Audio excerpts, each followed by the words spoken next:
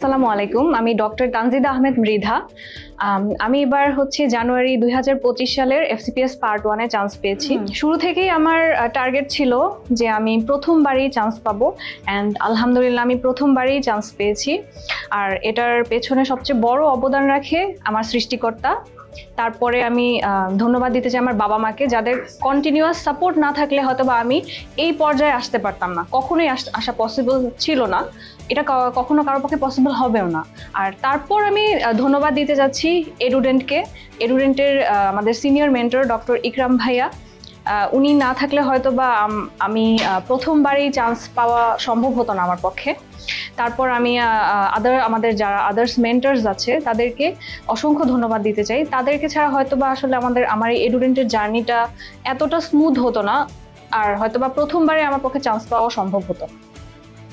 তো শুরু থেকে আমি সিরিয়াস ছিলাম যে আমাকে এবারই চান্স পেতে হবে। অনেক স্ট্রাগল করে, অনেক চড়াই উতরাই পার করে, রেগুলার এক্সামগুলো অ্যাটেন্ড করে আমি আলহামদুলিল্লাহ এখন এই পর্যায়ে আসতে পেরেছি।